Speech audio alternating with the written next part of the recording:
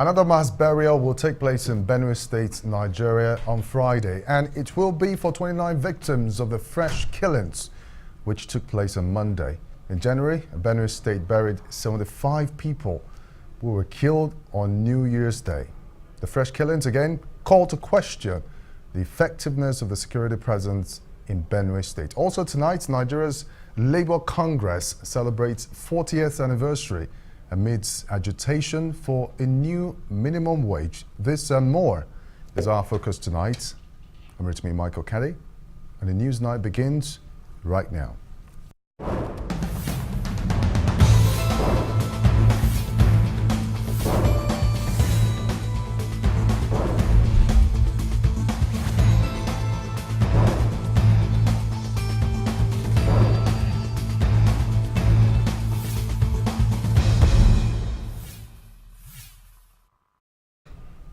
But first, let's take a look at some of the other stories making the headlines today. Counting begins after too close to call election in Syria alone.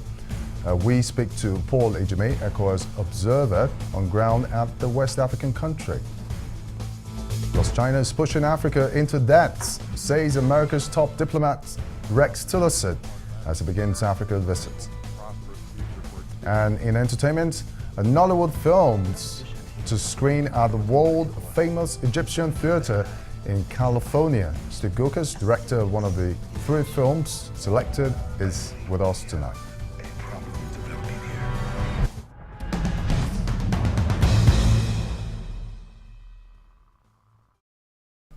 We begin in the U.S., where U.S. President, or Secretary of State rather, Rex Tillerson is in Ethiopia at the start of an extended visit to Africa, in which he will visit 5 countries, including Nigeria. His visit is being seen by many observers as a fence-mending exercise following President Trump's disparaging dismissal of African countries, which caused a storm of diplomatic complaints. Well, before he left Washington, Tillerson outlined America's strategy for economic development and diplomatic and democratic empowerment in Africa, in sharp contrast to China's, which he said undermines long-term economic and political stability. The United States sees a bright future in Africa.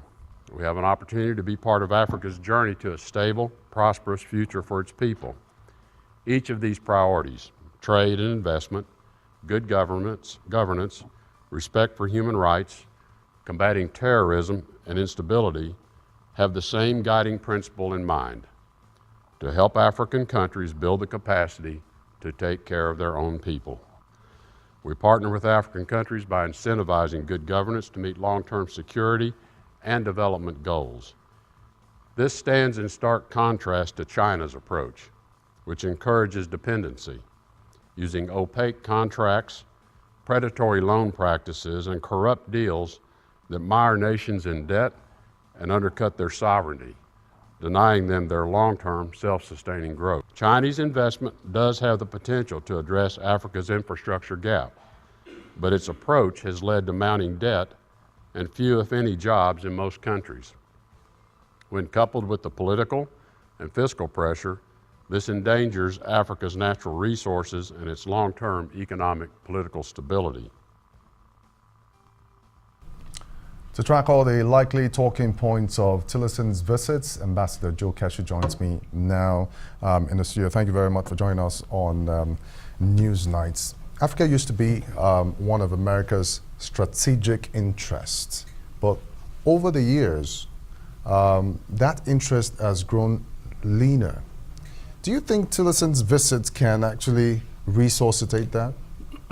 First, to your question, I'm not one of those who is very fond of using that was strategic, because when you compare how America treats its real strategic partners, Africa it's not included, because they do a lot for the so-called strategic partners, which they really don't do for Africa. But all the same, I think maybe we should be happy really that after 1 year of the Trump administration, They are sending their top diplomat to Africa to dialogue with us and to see where the continent and the United States can partner together on a number of things. But if you go by the statements coming out from Washington, there was a press conference a few days ago where you read this transcript of that press conference, you really feel discouraged. You feel that 60 years or more after African engagement with the United States do not still have a clearly defined idea on how to deal with Africa. They still think it's a question of coming to the continent, giving its leaders lectures, talking about some very important issues to start with: corruption, good governance, and the rest of it. But guess what? They do not give their strategic partners the same lectures that they give to us. They do not talk to them about corruption. I'm not saying it's bad, but all I'm saying is in this continent today, we need significant investment. We need help, of course, in areas of security. You understand? But to begin to criticize China, maybe for good reasons, but the truth is also that there are American institutions that loan money to the private sector to do business in Africa. They charge higher than the Chinese charge. That brings me to my next question. Do you think U.S. Is feeling threatened by the heavy presence of Chinese influence in Africa? Again, if you read that statement, you see where, and I think African leaders need to pay attention to this. A few years ago, before his death, the late Malaysia of Ethiopia got Ethiopia to buy planes, 39 planes from the United States of America, I think Boeing or so. And then he asked Americans this question. He said, look, I'm buying 39 big planes from you, which means I'm creating jobs in America. What are you giving us? Till today, America has not been able to answer that question. And I go back to what I said before. It's all, for me, investment. They should create that. They should encourage American companies to come in here and invest. Look, when you begin to invest in a country like Nigeria, in so many ways, you also help solve the unemployment problem, which of course has, some implications for security to start with. So China is actually filling that vacant position. A good example, if you go to the Abuja airport, there's a new brand terminal coming up. We got the loan from the Chinese to build that airport. Same with Lagos, and I guess 1 or 2 other airports in this country. When you go to a number of African countries, the big infrastructure that you see are loans from the Chinese. But you hear what the Secretary of State just said now, that they're running Africa into debt. Look, America is the greatest debtor in the world, for goodness sake. Businessmen in this country go to the banks and borrow heavily. I mean, if you've been following the newspapers, some of the richest guys in this country are the richest debtors as well. But we need these things to be able to develop our infrastructure. The problem is, where are you investing the money you borrow? That's what we should be focusing on. But the point I made before is that there are, I think, OPIC or something like that. They borrow private individuals and institutions that want to invest in Africa. Their interest is higher. So it's not only the Chinese that are putting us in debt. It's not. Now let's look at President Donald Trump's policy. Even before we look at policy with Africa, regards to Africa, let's look at his perception about Africa. Some months back, he made a comment in a bipartisan meeting with between Democrats and the Republicans, and the whole media space was awash by the comments that he made that we shouldn't be accepting people into America, called Africa countries some sort of derogatory names, like shithole countries and all of that. And ever since that time, there've been a lot of backlash. African countries' presidents are not happy with the comments of President Donald Trump. At this point in time, do you think Tillerson can repair the damage that has been caused by the president? No, I don't think so when you look at the countries he's going to. These countries were specifically chosen, I guess, because of some security implications. So it's not really to assuage Africans' feeling on that. But when you talk of Donald Trump, and I don't think that in real terms, we are in the mind of people like Trump to start with. I think this is just the business of State Department that just feels that, look, it's time the Secretary of State goes to Africa and begin to open up conversation with Africa and its, and its leaders. But my point is that I was even expecting them to look at what they've tried to do in the past. That has been very helpful to a number of countries. Like when you take AGOA, I want to see an improvement in AGOA and how they help us to build that capacity to really benefit from AGOA. There's the Obama Power, project. Assistant project on power, which is still there. They need to possibly increase. And by the way, some of the money gotten from there are loans. So these are things that we really, will be interested in. But what I think that the Americans should, try and avoid is this whole idea of coming to this country to begin to give us lectures on the things we know already. We are trying to solve some of this problem, by the way. And there are certain areas I feel that they should be more interested and really focus on those things. If you look at the statement from the State Department, it was categorically stated by State Department officials. They said, and I quote, I don't know whether I'm quoting, but they said in that statement, we do not build anything, as you know, but there are areas where we can help. I believe in areas like education, capacity building, reforming the law administration. They can be very helpful. Building institutions, they can be very helpful. But to come, visit, listen to us, and give us lectures on things that we are already trying to address ourselves. I think 50 years after engagement, we should begin to talk of something serious that will really help this country to overcome its challenges. Ambassador Joe Keshe, thank you very much for coming. As always, Mike, thank you. On Newsnight. Thank you. And of course, moving on to other stories now. Counting is on the way in Sierra Leone in a too close to call race for Sierra Leone's next president. The election have been largely deemed peaceful so far. Ni Oyelowo reports on the elections and the contenders. This is the fifth straight general elections in Sierra Leone since return to multi-party democracy in 1996. But the third since the country came out of a civil war in 2002. There is much anticipation towards a new president, as the incumbent Ernest Bai Koroma is not eligible to stand regarding the constitution after serving 2 terms. Earlier reports confirmed long queues formed outside polling stations, which started late into the night as eligible voters scrambled to cast ballots early. In addition, Sierra Leone's Election Commission had indicated its readiness to conduct peaceful and democratic elections in line with best practices, with polls opening at 7 a.m. GMT and closing at 5 p.m. GMT. But who are the leading contenders at this year's polls? Mr. Koromo's hand-picked successor of the All People's Congress candidate is Samura Kamara, a favorite to win. A former foreign and finance minister, an ex-governor of the country's central bank. However, his chances looked dimmed when he didn't make the first round of elections at the African Development Bank's presidency. Mr. Kamara's main challenger is expected to be Julius Maada Bio of the Sierra Leone's People's Party, or SLPP, a former military leader who ruled the country for 3 months in 1996 after overthrowing his former boss and friend Valentine Strasser. He is contesting his second elections.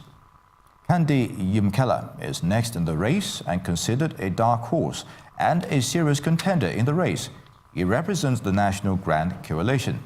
Other candidates include former Vice President Samuel Sumana and former Internal Affairs Minister Charles Magai.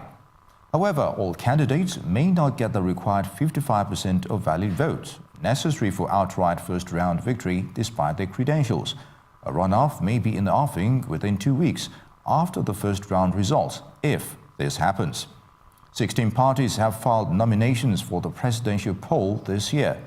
Sierra Leone currently operates a bicameral parliament of 124 legislators, but only 112 are voted for through ballots.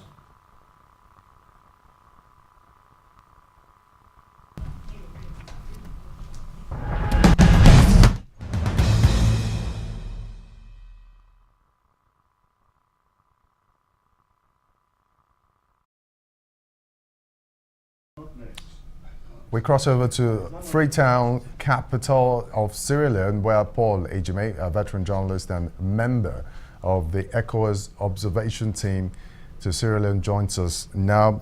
Paul, how close is this election?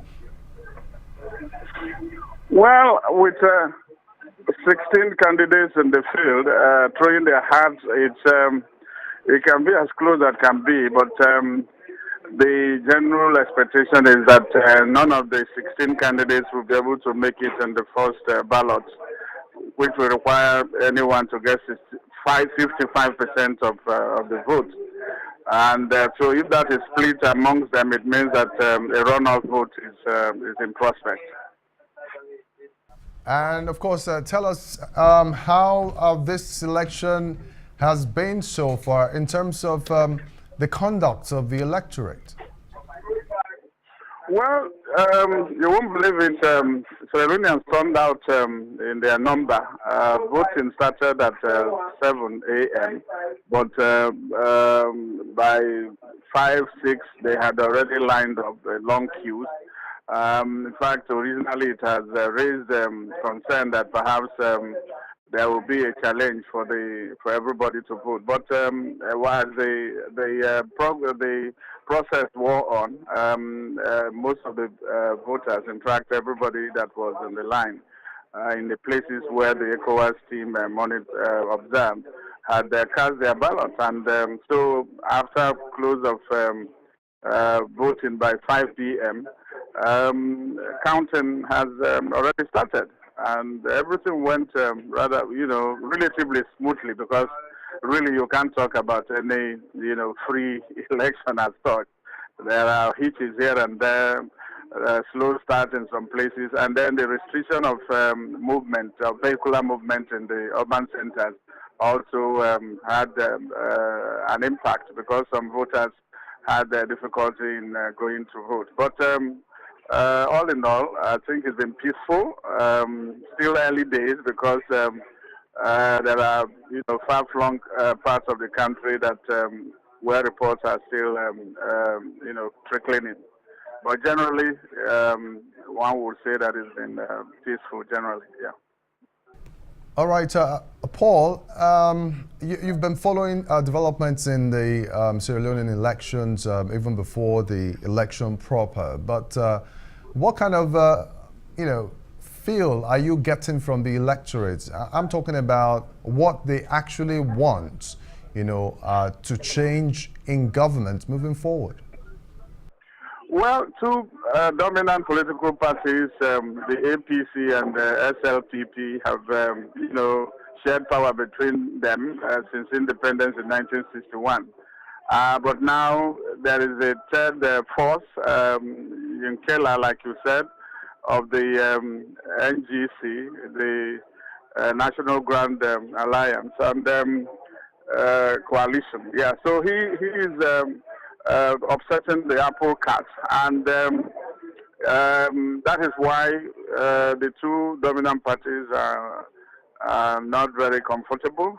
So it's likely that the political animal will be shaken, and so how far that shake will affect, or where the pendulum will swing, is anybody's guess. So that will be known in a few days' time, because if none of the 16 candidates gets the 55% vote mandatory by the Constitution, then the two runners-up will go to a runoff within 2 weeks. And Sierra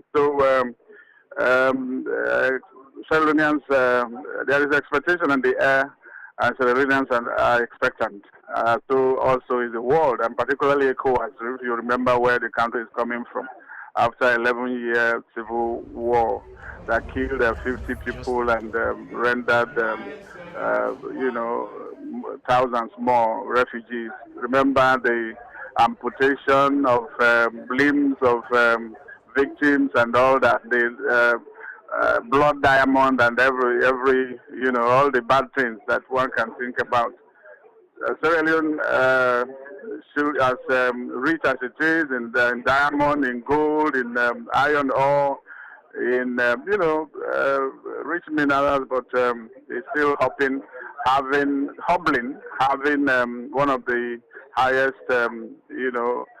child and infant mortality across the world. There's poverty in the land. Some 70% of the population is living under the poverty line. So there's so much to do for whoever takes the mantle. And it is for Sierra Leoneans, some 3.1 million people, registered voters, to decide in a country of an estimated population of 7 million. So that is the scenario, that is the context, and that is what poverty is in the air, unemployment. There's so much reconstruction to do, and then to also move the economy forward. So that is the agenda. All right, fantastic analysis from you, Paul Ijame, a veteran journalist and a member of the ECOWAS observation team to Sierra Leone. Thank you very much for joining us on Newsnight.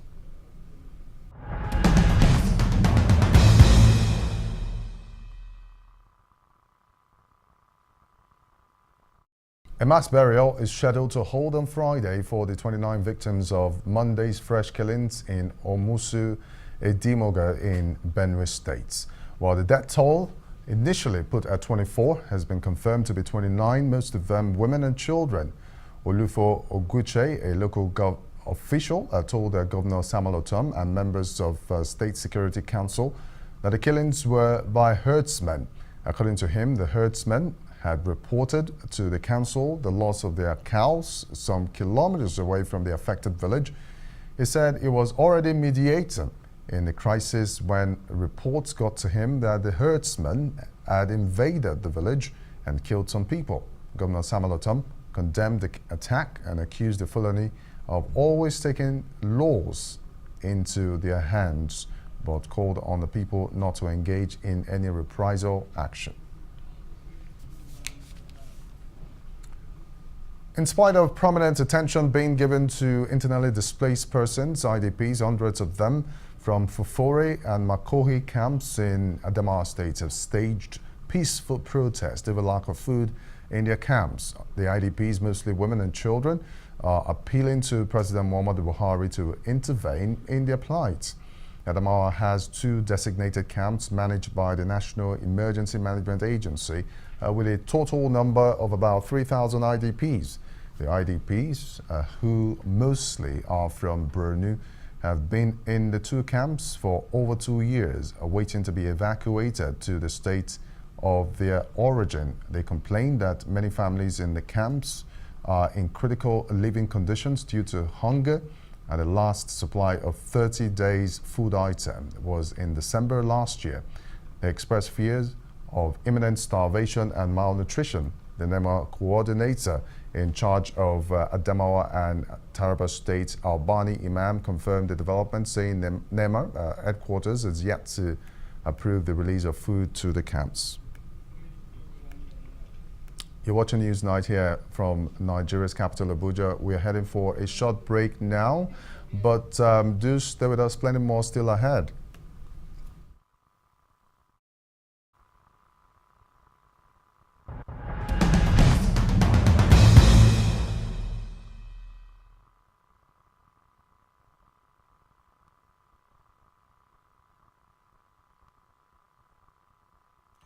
As a fashion writer, I know how quickly trends are created and changed. In business, it's no different.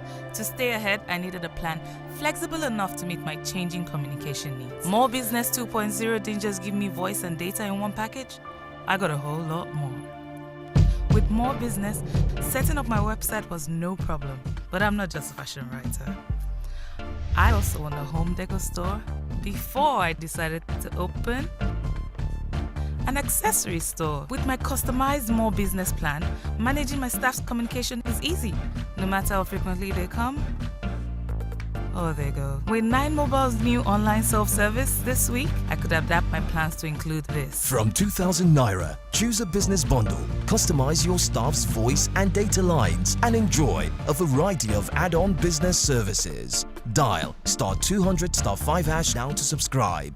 More Business.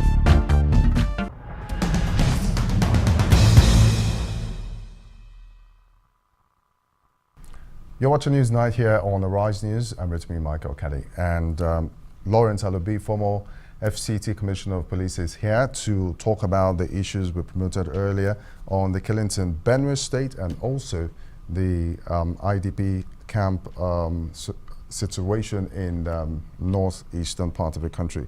Lawrence, thank you very much for joining us on Newsnight tonight. First of all, let's go to Benue State. About over 25 bodies will be buried on Friday. Very sad one for that matter.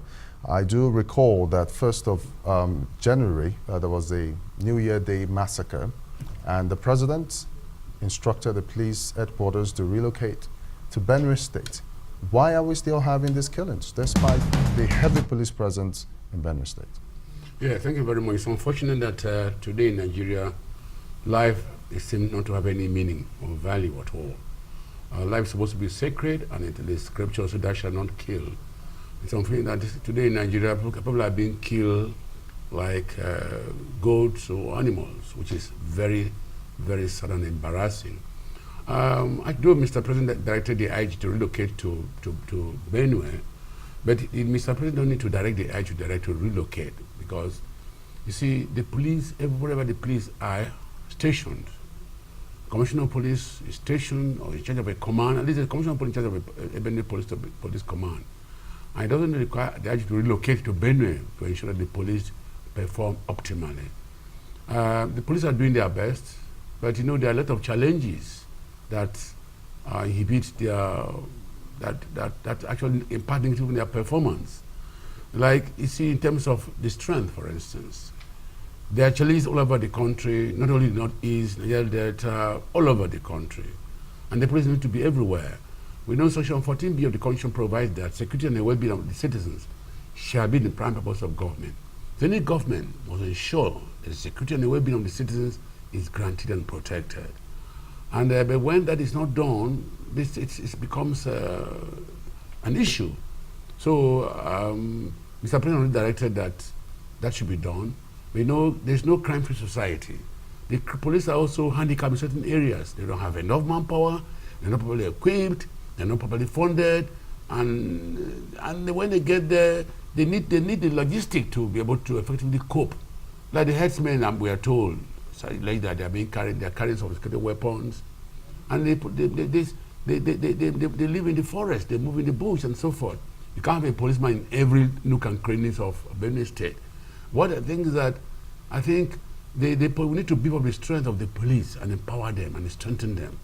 It's the police is a critical institution of democracy. Internal security is central, like provided under Section 14 of the Section B of the Constitution, that the well-being and security of the citizens and internal security is key.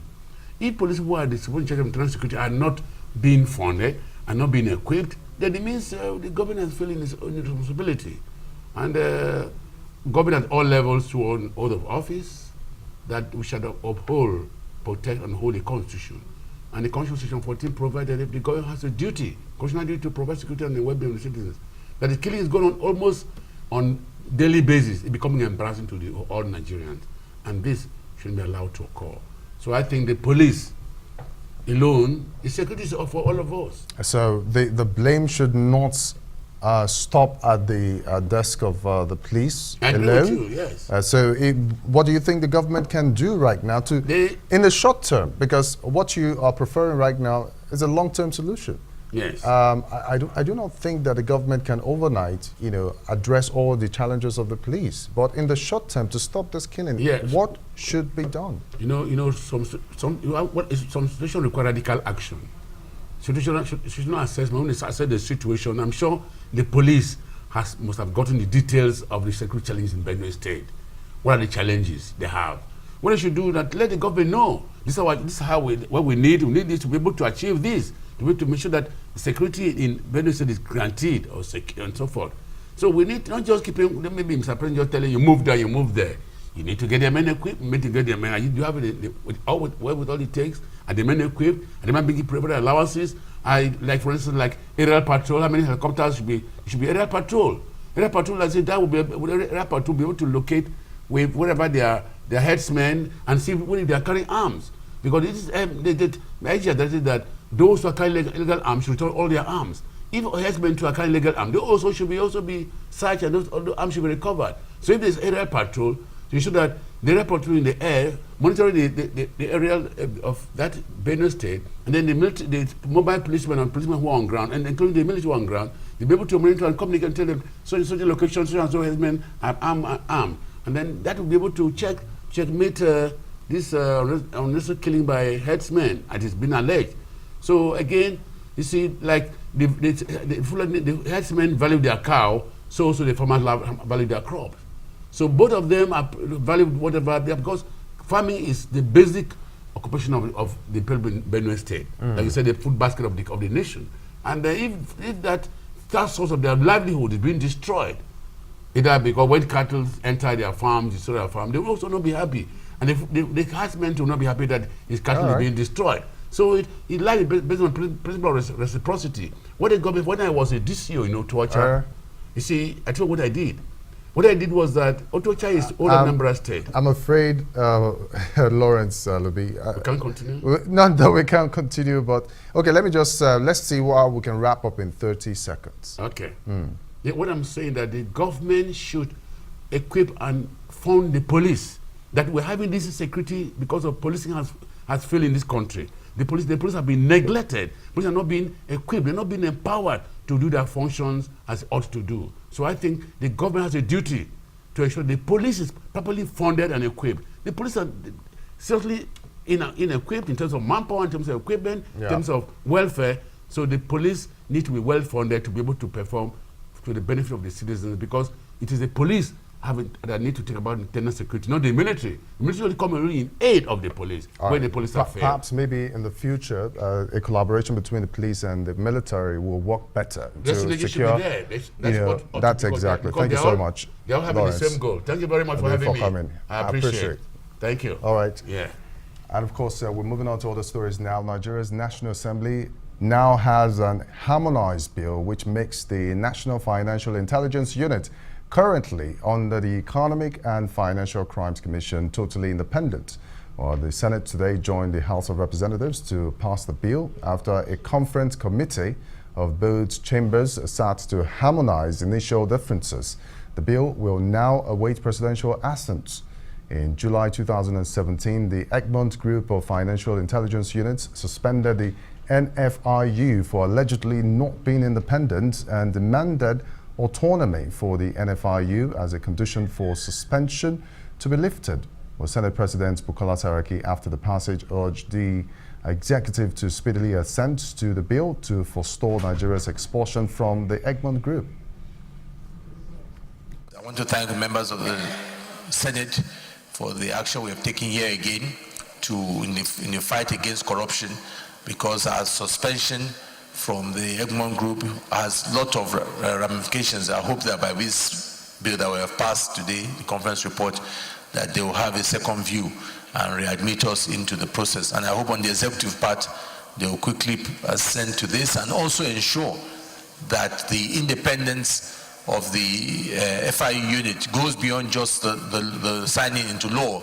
The practicality of seeing it being practiced is also important, and I hope on their part that this will be done so that our country stays as part of the Egmont Group that has a lot of benefits for our country.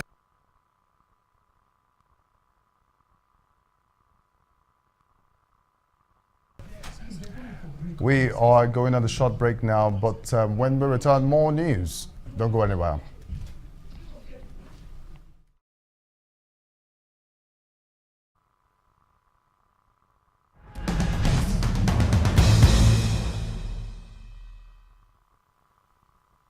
It's been a great year for agribusiness. With our weather and the amazing range of soil available to us, the fallow lands are birthing their magnificent potential.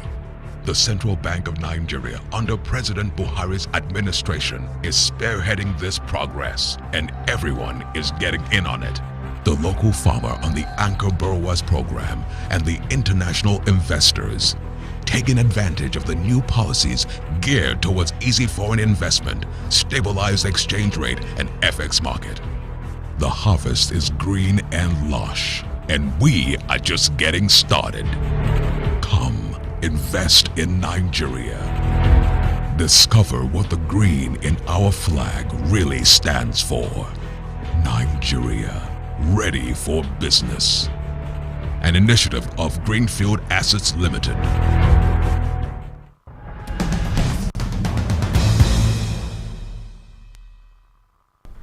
You're watching Newsnight with me, Michael Kelly. Nigerian workers will have to wait till September to find out what the new minimum wage in the country will be. The Minister of Labour and Employment, Dr. Chris Ngige, gave the September date on the 40th anniversary of the Nigerian Labour Congress, NLC. According to Ngige, the federal government is currently receiving memoranda to enable the determination of the new minimum wage. He said the Buhari administration is not unmindful that some state governors are unable to pay the current 18,000 naira minimum wage and appeal to workers for more time and understanding. The NLC president, Comrade Ayuba Waba, says the demand for the review of the 18,000 naira minimum wage is based on the current higher cost of living, free fall of the naira, and high cost of goods and services. As Nigerian workers await the new minimum wage, the NLC's General Secretary, Dr. Peter Ozo Eson, joins me now in the studios to look at that. Thank you very much for joining us more on Newsnight. First of all, let's begin with that particular promise from the presidency that by September, the issues of minimum wage will be resolved finally. What's NLC's position on that? Well, I think that the minister merely echoed what the tripartite committee timetable that was agreed by us was. After the inauguration of the tripartite committee started work, and a proposal was placed before it of a work program that would have taken us way into 2019.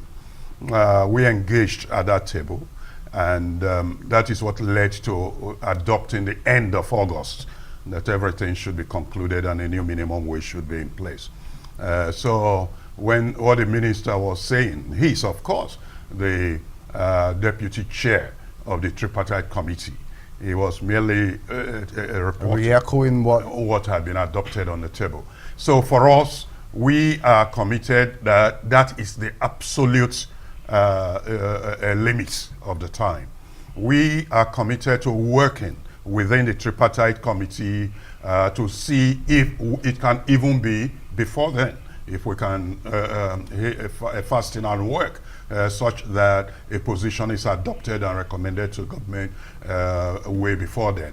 But as an absolute limit, the end of August is being agreed on the table. So what happens after that if the federal government failed to keep to its promise?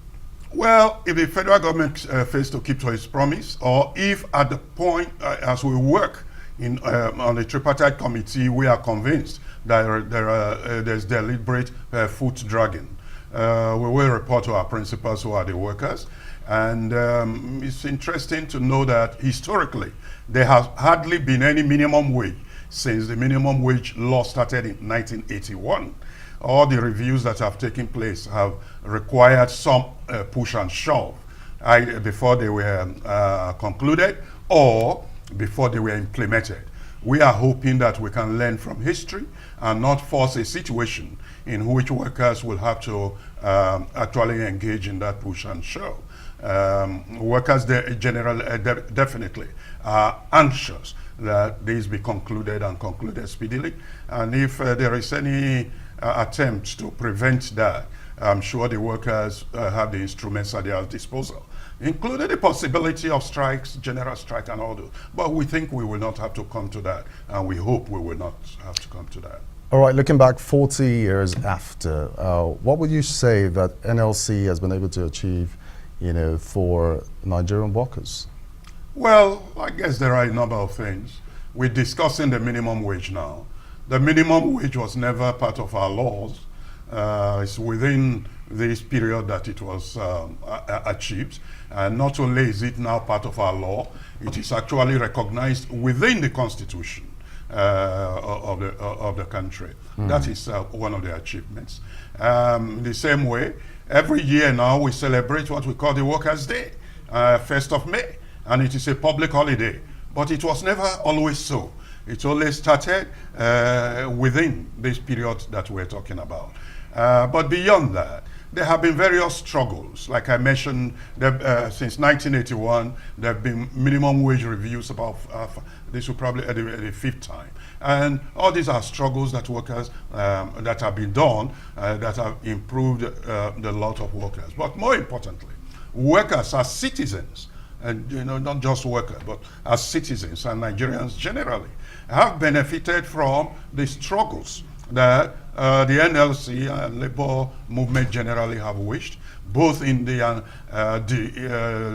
decolonization process much earlier, and then within this period, even the contestations to get the military out of government. There were lots of campaigns that were wished.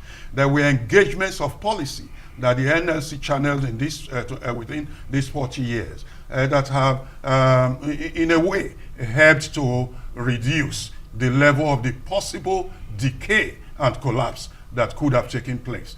So there are... I mean, we can go on and on to talk about it, but very quickly in 30 seconds, there have been so many reports or allegations that NLC under this administration have been compromised. So what's your take on that? Well, I wish those who say such will have evidence and bring evidence to the table.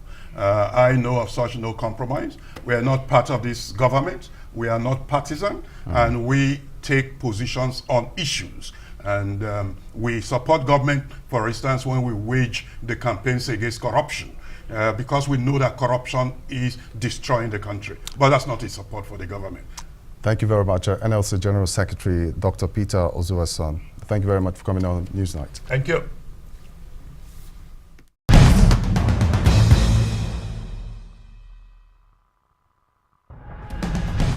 Let's take a look at business news now. Oando PLC, a Nigerian indigenous oil firm, will now be subjected to a long-awaited forensic audit ordered by the Securities and Exchange Commission (SEC). The audit firm, Deloitte, has now been asked to proceed with a review after accusations that the regulator was delaying the process. The audit follows petitions of financial mismanagement from Oando shareholders.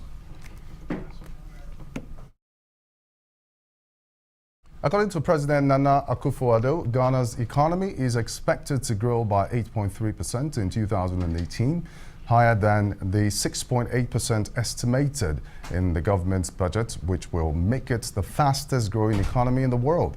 The major commodities exporters is in its final year of the $918 million International Monetary Fund aid program, were designed to lift growth and reduce public debts and inflation.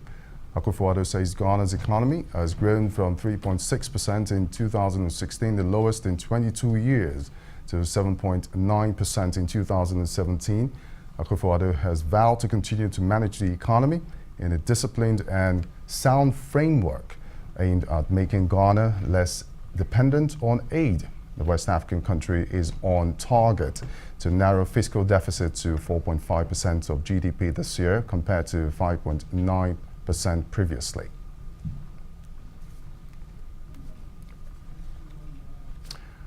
We'll take a look at the world of entertainment now, and two of Hollywood's most illustrious institutions are partnering to present a weekend of screenings of some of the best Nollywood films in an event billed as the inaugural Nollywood in Hollywood. The event, scheduled for March 23rd and 24th, will be at the School of Cinematics Arts, University of Southern California, Los Angeles, and Hollywood's most prestigious screening venue, the Egyptian Theater. Many of the events will also be live cast to audiences in Nigeria and around the world.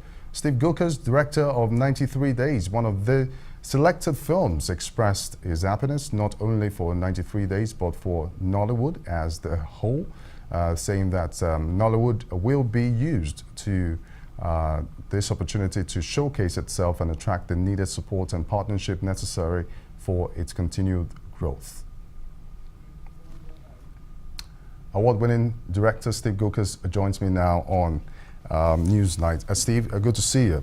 Good to see you too. How are you? Now, I'm fine, I'm good. Looking at the optics of it, what do you think this will definitely give to Nollywood in terms of showcasing some of our films in one of the most prestigious centers around the world?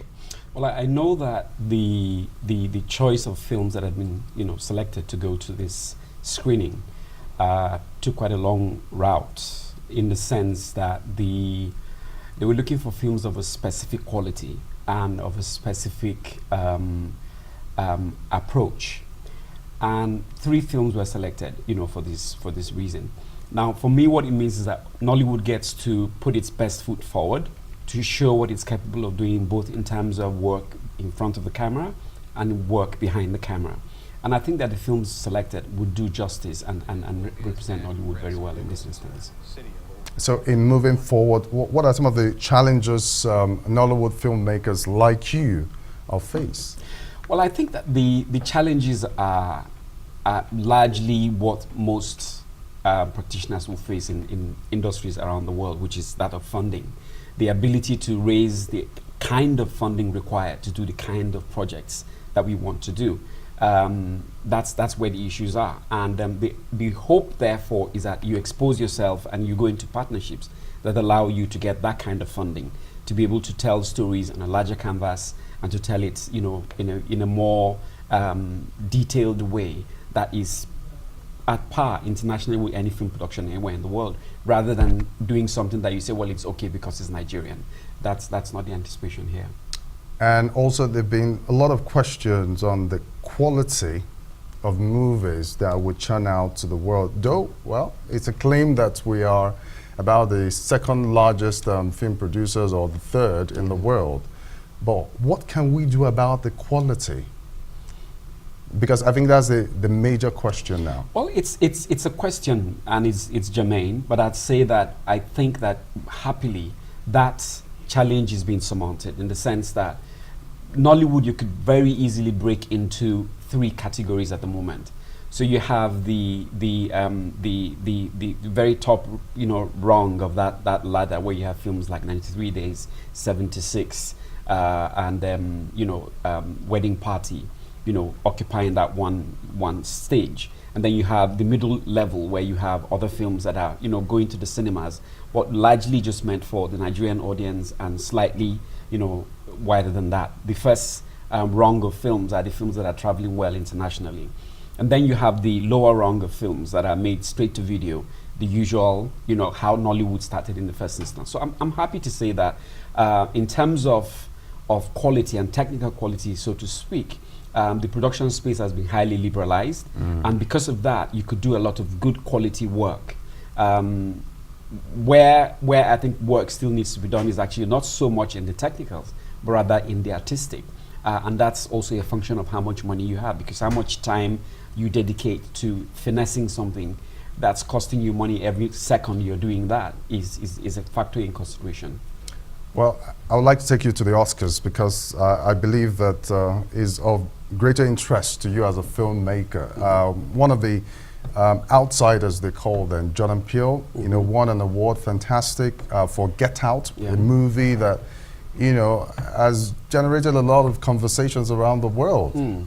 But that movie is a low-budget movie. Can't we look at it that, well, money is not everything in filmmaking? Oh, but whose standard are you judging this by?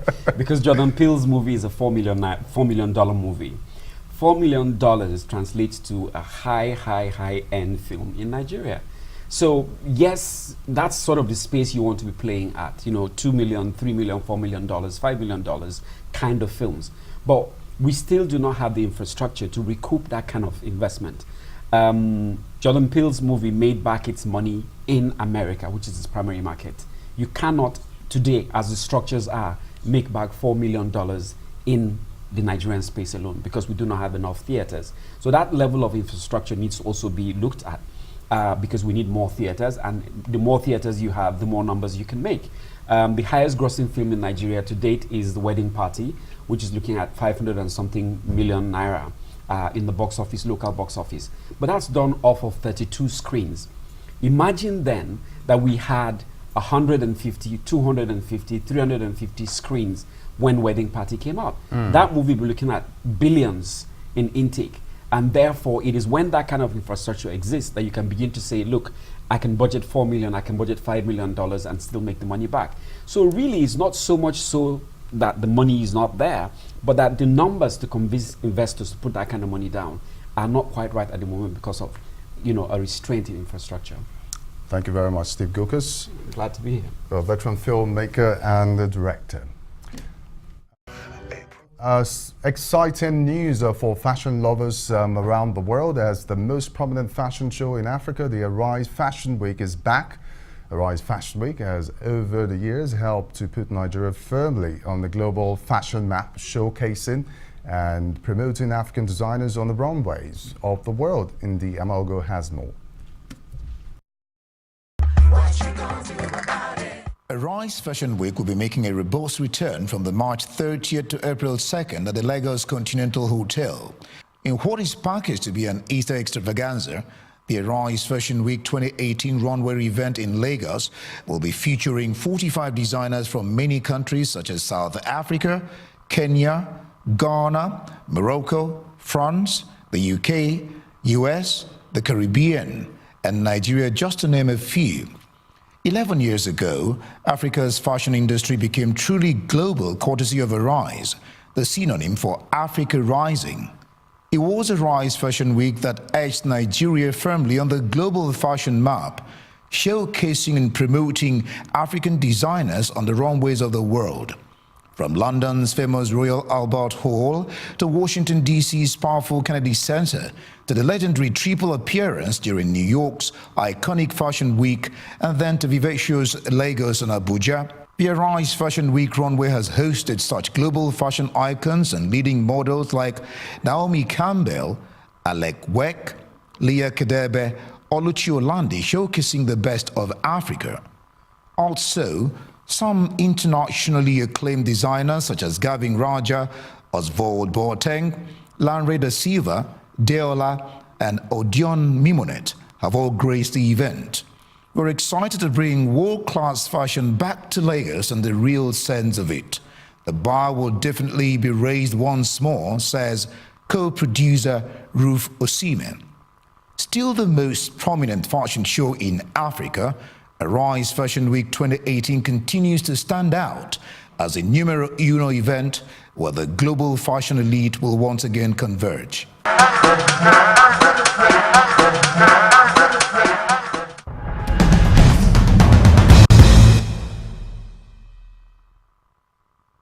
Well, from entertainment to sports news now. The original FIFA World Cup trophy has finally arrived Nigeria. The trophy, which is on tour of 91 cities in 51 countries across 6 continents before the final, touched down at the Nnamdi Azikiwe International Airport aboard a chartered flight at 11 a.m. on Wednesday.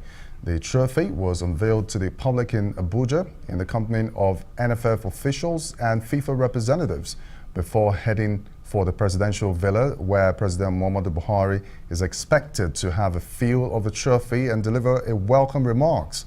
Vice President Yemi Osinbajo is leading other government functionaries, ambassadors and football fans to officially unveil the World Cup trophy in Abuja. Nigeria is one of the 32 countries that will be participating at the Mundial.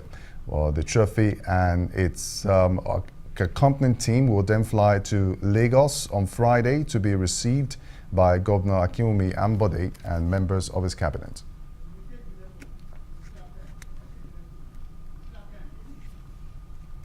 And of course, talking about other stories now, Rwanda team cyclists are looking to win medals in the 16th Tour de Cameroon race slated for this Saturday. The Rwandan team is returning to Cameroon a few weeks after the under-23 counterparts claimed the inaugural UCI Tour the Espoir in Yaoundé. Rwanda is among the 6 African national teams at the 2.2 UCL category race, the same class as Tour de Rwanda, which is set for an upgrade of 2.1 effective 2019. Other national teams include host Cameroon, Ivory Coast, Gabon, Congo, Brazzaville, and Democratic Republic of Congo.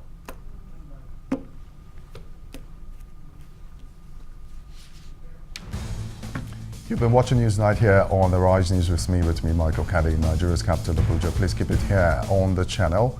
But for me and the team, it's good night.